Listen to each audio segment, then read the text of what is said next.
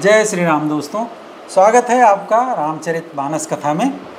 पिछले भाग में हमने देखा कि जनकपुर से दूत आए और दशरथ को पत्रिका दिए कि भगवान राम ने स्वयंवर का धनुष तोड़ दिया है और अब शादी होगी राम और सीता की। इसके बाद भरत शत्रुघ्न भी वहाँ पहुँच जाते हैं, तो वो भी वो पाती पत्र का जो कंटेंट है वो देख करके सुन करके बहुत खुश होते हैं। इसके आगे क्या होता है यही करेंगे आज के प्रसंग में। चलिए शुरू करते हैं आज का प्रसंग। सुनि पाती पुल के दो भ्राता, अधिक स्नेह समात न गाता। प्रीति पुनीत भरत कै देखी, सकल सभा सुख लय उबिसेकी। वो पत्र चिट्ठी सुन करके दोनों भाई भरत और शत्रुघ्न पुलकित हो गए, खुश हो गए और स्नेह इतना अधिक हो गया कि शरीर में समा नहीं रहा है। भरत जी का ऐसा पवित्र प्रेम देखकर सारी सभा अत्यंत सुख पाई, अत्यंत खुश हुई। तब नृपदूत निकट बैठारे, मधुर मनोहर बचन उचारे। भैया कहूँ कुशल दो बारे, तुमनी के निज नयन निहारे।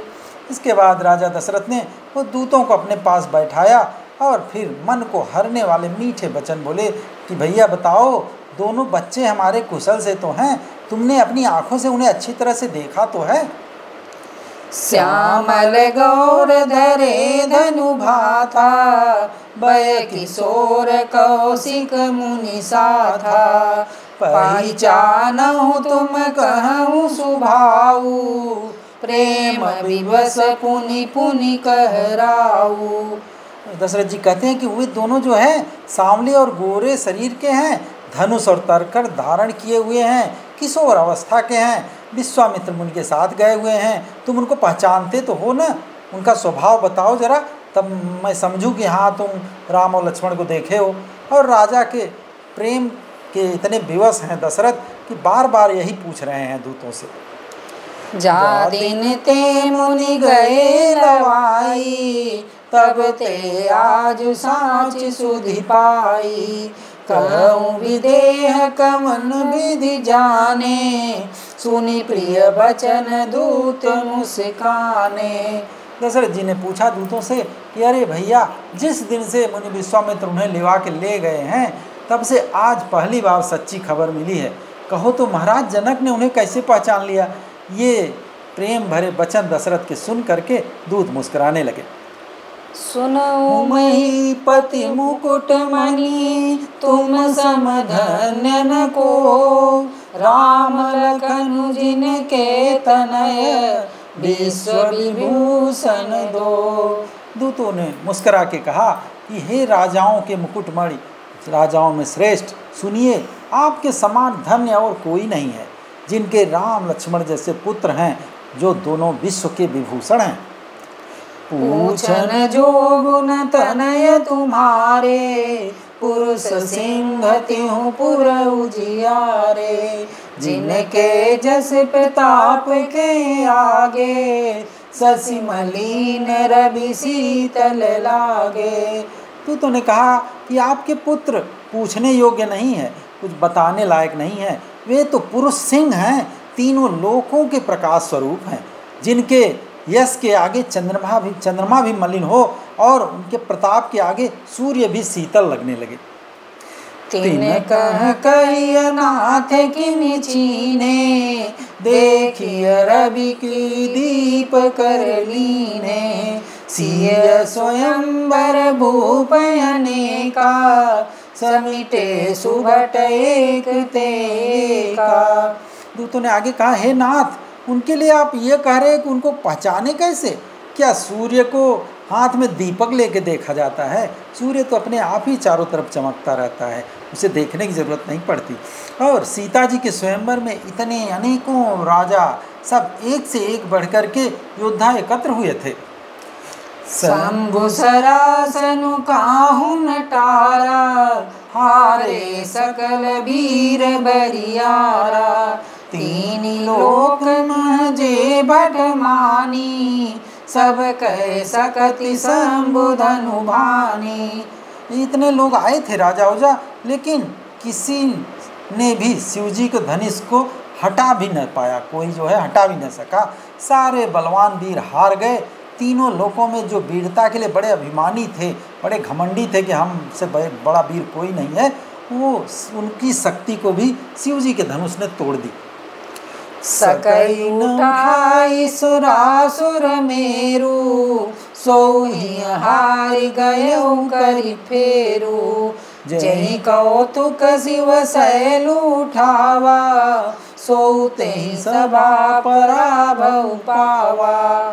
जो बाणासुर, जो कि सुमेर को भी उठा सकता था, वह भी हृदय में हार करके फिर परिक्रमा करके चला गया, चक्कर लगा के चला गया। और जिसने खेल ही खेल में कैलाश को उठा लिया था, वो रावण भी उस सभा में पराजय को प्राप्त हुआ, उससे भी वो धनुष उठा नहीं।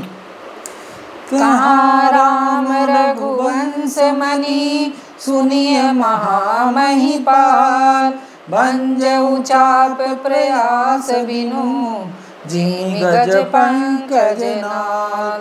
हे महाराज सुनिए, वहाँ जहाँ पे कि ऐसे ऐसे योद्धा हार मान गए, वहाँ पे ये रघुवंश मणि शिरोमणि श्री रामचंद्र जी ने बिना प्रयास के ही शंकर जी के धनुष को ऐसे तोड़ डाला जैसे हाथी कमल की डंडी को तोड़ डालता है। सुनि सरोस भृगुनायक आए, बहुत भांति तिन आँखि दिखाए। देखि राम बलु निज धनु दीना, करि बहु विनय गवनु बन कीना। जब रामचंद्र ने धनुष तोड़ दिया तो उसे सुनकर के परशुराम जी बड़े गुस्से में आए और बहुत प्रकार से आंखें दिखा रहे थे। अंत में उन्होंने भी रामचंद्र जी का बल देख करके अपना धनुष दे दिया और बहुत प्रकार से उनकी प्रार्थना विनती करके वन चले गए। राजन राम अतुल बल जैसे, तेज निधान लखनु पुनि तैसे। कपहि भूप विलोकत जाके, जिमि गज हरि किशोर के ताके। हे राजन, जैसे श्री रामचंद्र जी अतुलनीय बली हैं, वैसे ही तेज निधान फिर लक्ष्मण जी भी हैं, जिनके देखने मात्र से राजा लोग ऐसे कांप उठते थे जैसे हाथी सिंह के बच्चे के ताकने से कांपने लगता है।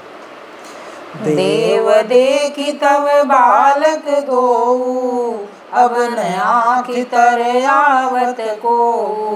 दूत वचन रचना प्रिय लागी, प्रेम प्रताप वीर रस पागी।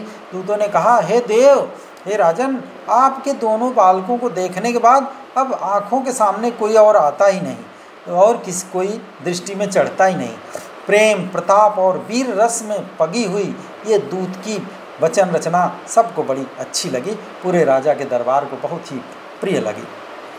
सभा समेत राहु अनुरागे, दूतन देन निछावरी लागे। कही अनीति ते मुँह दही काना, धर्म विचारी सबहि सुख माना। सभा उन दूतों के वचन सुनकर के राजा के साथ प्रेम में मग्न हो गए और दूतों को सब निछावर देने लगे। उन्हें निछावर देते देख दूतों ने कहा, नहीं नहीं नहीं, ये नीति के खिलाफ है। दूतों ने अपने हाथों से अपना कान बंद किया। ना ना ना ना, मैं ये यहाँ से नहीं ले सकता, ये तो यहाँ राजा रामचंद्र जी से हमारी बेटी आने वाली है, हम यहाँ से कुछ नहीं ले सकते। उनका ऐसा विचार धर्मयुक्त विचार देख करके सभी लोग बहुत खुश हुए। तब उठी भूप वशिष्ठ कहूँ, दीनी पत्रिका जाय। कथा सुनाई गुरहि सब, सादर दूत बुलाय। तब राजा ने उठकर वशिष्ठ जी के पास जाके उन्हें पत्रिका दी और आदर पूर्वक दूतों को बुलाकर सारी कथा गुरु जी को भी सुना दी। जो रामचंद्र जी का स्वयंवर का कथा था, जो भी पत्र में था, वो सब वशिष्ठ को बताए। सुनी बोले गुर अति सुख पाई, पुण्य पुरुष कहूँ मैं सुख छाई। जिमि सरिता सागर महु जाही, यद्यपि ताहि कामना नाहि। सब समाचार सुन करके गुरु वशिष्ठ भी अत्यंत खुशी हो गए और बोले कि पुण्यात्मा पुरुष के लिए पृथ्वी सुखों से भरी हुई है, सुखों से छाई हुई है, जैसे नदियाँ समुद्र में जाती हैं जब यद्यपि समुद्र को नदी की इच्छा नहीं रहती। तिमि सुख संपत्ति भी नहीं बुलाए, धर्मशील पहि जाहि सुभाए। तुम गुरु विप्र धेनु सुर सेवी, तसि पुनीत कौशल्या देवी। वैसे ही सुख और संपत्ति बिना बुलाए स्वभाव से ही धर्मात्मा पुरुष के पास जाती है, जैसे कि नदियाँ समुद्र में जाती हैं जबकि समुद्र नहीं चाहता, उसी तरह से सुख संपत्ति भी बिना बुलाए धर्मवान व्यक्ति के यहाँ पहुँच जाते हैं। और तुम जैसे गुरु ब्राह्मण गाय और देवता की सेवा करते हो हे राजा दशरथ, वैसे ही पवित्र कौशल्या देवी भी हैं, वो भी इसी तरह करती हैं। सुकृति तुम समान जग माही, भयउ न है को होने उनाही। तुम ते अधिक पुण्य बढ़ा के, राजन राम सरिस सुत जाके। हे राजन, तुम्हारे समान पुण्यात्मा जगत में कोई न तो हुआ है और न तो आगे होने वाला है। हे राजन, तुमसे अधिक पुण्य और किसका होगा जिसके कि राम जैसा पुत्र है। वीर विनीत धर्म व्रत धारी, गुण सागर बर बालक चारी। तुम कहूँ सर्व काल कल्याणा, सजहु बरात बजाई निशाना। और फिर जिसके चारों बेटे राम लक्ष्मण भरत शत्रुघ्न वीर विनम्र धर्म को धारण करने वाले और गुणों के सुंदर समुद्र हैं, तुम्हारे लिए सभी कालों में कल्याण है, हमेशा आपका कल्याण ही होगा। अतः डंका बजवा करके बारात सजाओ और फिर विवाह के लिए चलते हैं। चलहु बेग सुनि गुरु बचन, भले ही नाथ सिरु नहाय।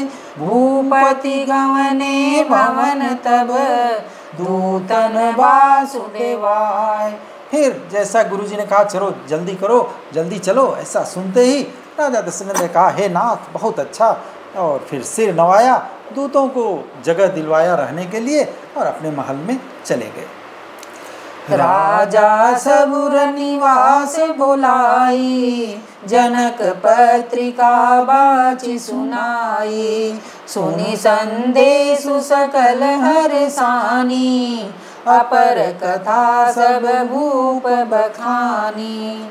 फिर राजा ने सारे रनिवास को बुलाया, जो औरतें थीं पुरुष नारियां थीं सबको बुलाया और जनक जी की पत्रिका पढ़ के सुनाई।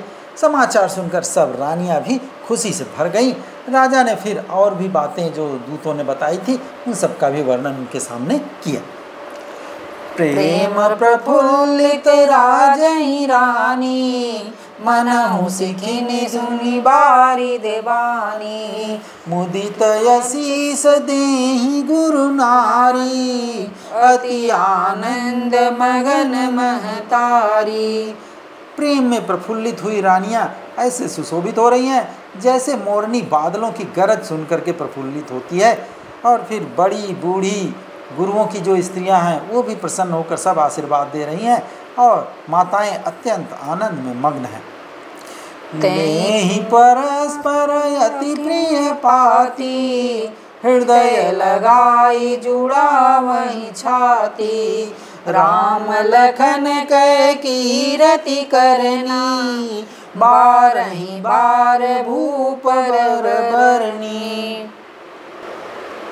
जो पत्रिका आई है जनकपुर से उसको सब लोग आपस में बार बार बांट करके ले रहे हैं और अपने हृदय से लगा करके अपने छाती को ठंडा कर रहे हैं। बड़ा उनको सुकून मिल रहा है।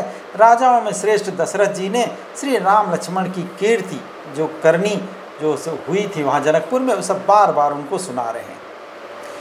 मुनि प्रसाद कहीं द्वार सिधाए, रानीन तब मही देव बुलाए। दिए दान आनंद समेता, चले बीवर आशीष देता। यह सब मुनि की कृपा है, विश्वामित्र मुनि की कृपा है। ऐसा कह करके फिर राजा दशरथ बाहर चले आए। तब रानियों ने ब्राह्मणों को बुलाया और एकदम खुश होकर खूब दान दक्षिणा दिया उनको। देव श्रेष्ठ ब्राह्मण आशीर्वाद देते हुए चले गए। जाचक लिए हकार दीनी छावरी कोटि विधि चिरुजीवहु सुत चारि चक्रवर्ती दशरथ के। फिर भिक्षुकों को बुलाया रानियों ने, भिक्षुओं को जो भीख लेते हैं उनको करोड़ों प्रकार की न्यौछावरें दिए और वे सब चक्रवर्ती महाराज दशरथ के चारों पुत्र चिरंजीवी हों ऐसा आशीर्वाद देते हुए चल पड़े। और इसके बाद सब तैयारियां होने लगी बारात की। देख आगे की कथा हम करेंगे अगले भाग में। आज के लिए बस इतना ही। तब तक प्रेम से बोलिए सियावर रामचंद्र की जय, पवन सुत हनुमान की जय, उमापति महादेव की जय, राधावर कृष्ण चंद्र की जय।